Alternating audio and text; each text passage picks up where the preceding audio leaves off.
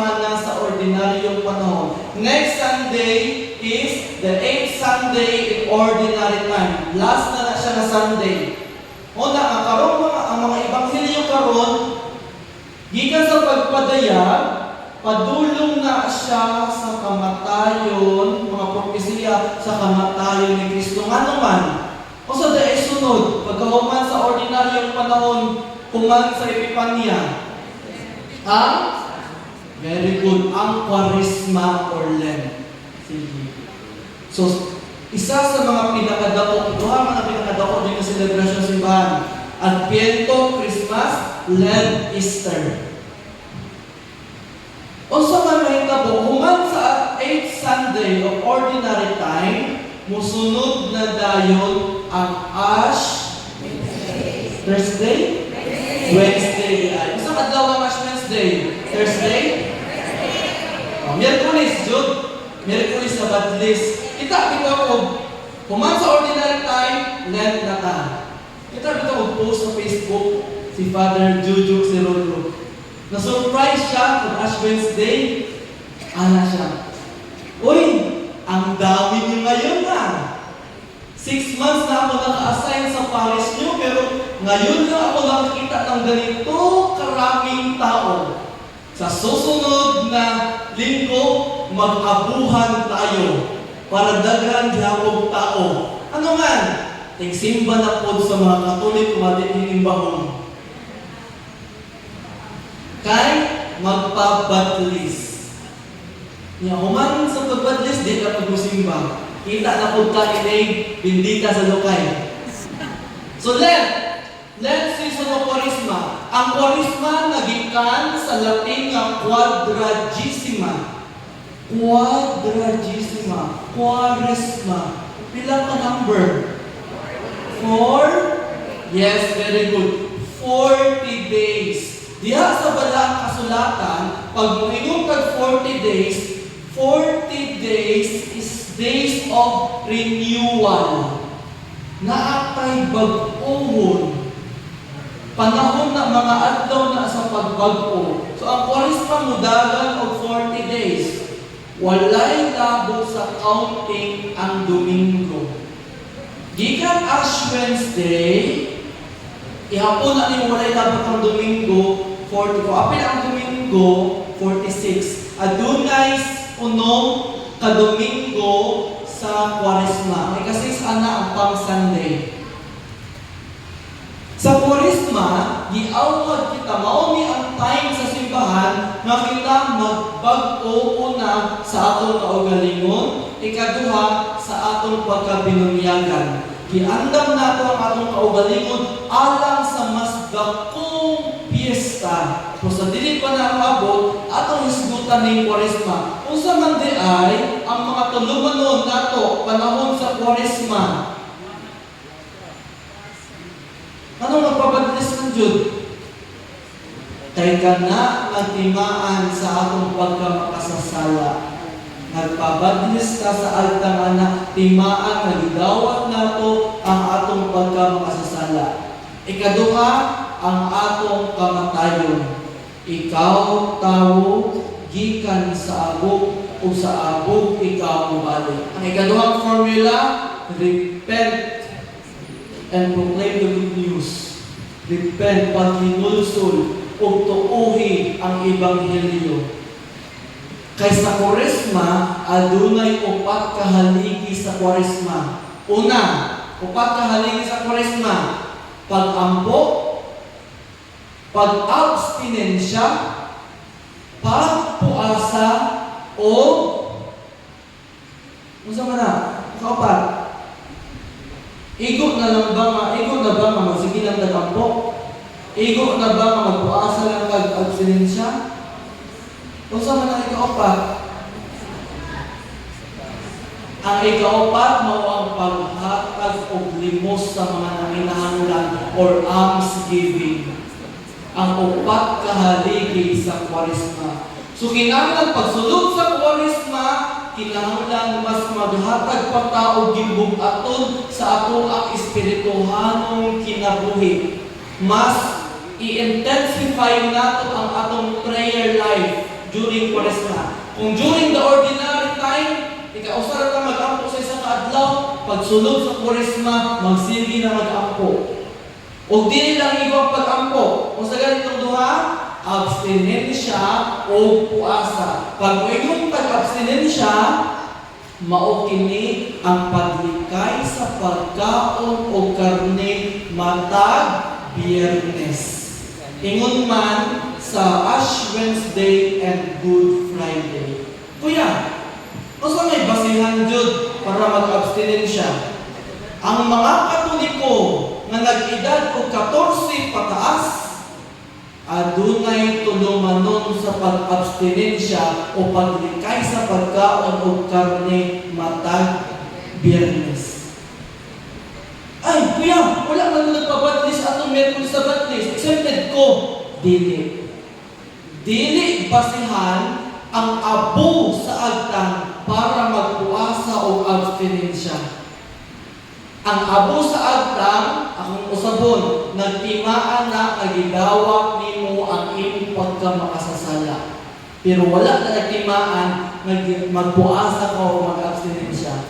Nabatlisan man ka o wala, kung ikaw Katoliko nga nag-edad og 14 pataas, aduna kay tulumanon sa pag-abstinensya o paglikay sa pagkaon o karne matag Biyernes. Sabtan? Ingon man sa una, mapagmabadlis daw ka, kaya kakakaog karne. Kaya katong mga below 14, ito na yung pakanon. So 14 above. Sa canon law, 14 above. Usa man ang puasa kuya, ang puasa, ang pagkaon kutob sa kabusog, makausa lamang sa usa ka adlaw. Or one full meal a day. Kalos ang nahitabo, only on Ash Wednesday and Good Friday. Kinsa man ang magpuasa kuya? Ang mga Katoliko nga nag-edad og 18 hangtod 59 anyos ang magpuasa. Ang mga senior, exempted na mga senior. Pero doon na mo tulumanon sa pag-abstinensya, paglikay sa pagkaon o karne matag Biyernes during Kwaresma. Ang magpuasa, ng 1 meal a day and the other meal half na lang. Example, pakabusog kag maayo sa pamahaw. Pag-abot og paniudtog panihapon, gamay na lang. Timo-timo na lang. Pwede magmerienda. Ang pagmerienda, nakalapas ka sa balaod sa puasa. So, kaon ka sa 3 meals. Mamahaw, paniudtog, panihapon. Kung nag-take kag solid food, chichirias, hindi, nakalapas ka sa pagpuasa. Pwede ba ng tubig? Pwede kaayo. Ano sa lang nito po ang pagpuasa? Ash Wednesday o Good Friday, Biyernes Santo. Puasa mo yung Biyernes Santo. Magluto tao, binigit, kay bawal ang karne. Ang saan ng pagpuasa? Kasi taon-taon sige ikaw ang binigit. Hindi na puasa? Oo, ay naghihapon. Taon-taon sige ikaw binigit. Kung sa ganyang puasa, ang pagdao sa makausa lamang taman sa kapusog. And the rest of the meal, half na lang. Dili kay, puasa naman ni kay way karne. Dili ka mo.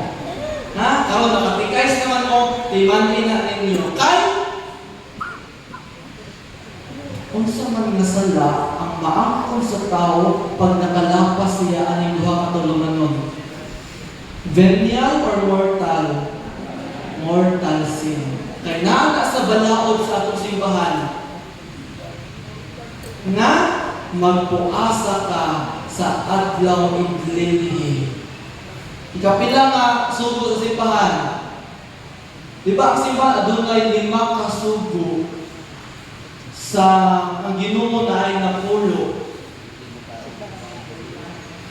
Ay 5, usahay 7 na, o kasagaran 5 ang ginagamit. Nga magpuasa ka sa mga adlaw gitakna sa simbahan, mga adlaw iglilihi. Sabtan, sumauto ang puasa o abstinensya. Exemption, ang mga buntis, ang mga masakiton, ang mga manual workers, exempted sa pagpuasa at abstinensya. Ang mga nag-atiman sa mga masakiton, na naa sa ospital, o sa kinsa nga nag-atiman o masakiton o mga tigulang, exempted sa pagpuasa at abstinensya. Senior nga po. Pero ay sa senior, exempted mo sa puasa, pero kung ang gihapon mo sa abstinensya, ang paglikay sa pagkaon. O sa mga karon eh? Baboy lang. Mga warm-blooded animals. Baboy, manok, kanding, baka, warm-blooded animals. Ay, o ka lang ni, kay baka man eh. Karon yung gihapon na eh. Oh. Masaktan? Sige lang. Dahil nito pa rin yung parokya kay before Ash Wednesday, magpadagan man din yung catechesis before sa misa. At least kuana po, ma-renew na po ang inyong kaibulo. Mas maayong mag-take mo. Sunod! 40 days ka preparation. Ang counting ani, usahay libo ang counting ani. Pag ngayong kag-renewal, kaning sakto nga 40 days, gikan Ash Wednesday, hangtod ni siya Holy Saturday. Ang preparation to count the 40 days. Pero ang season mismo, ang Lent season, mahuman siya sa adlaw sa Holy Thursday. Okay? Pero ang preparasyon na to nga 40 days, hangtod siya Sabado di Gloria o Easter Vigil. Pero ang season, mag-end siya sa Holy Thursday during the day. Onay last.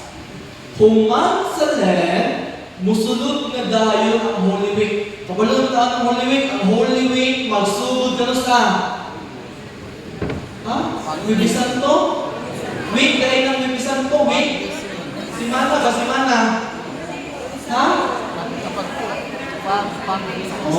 Pang Sunday, magsugod ang Holy Week. Week ganito simana ba? Kasi dahil sinugod simana, di ba sa Domingo? Hangtod. So, Palm Sunday, during Holy Week, kung na may ordo dira, nakabutang dira sa Holy Week, during Holy Week, the celebration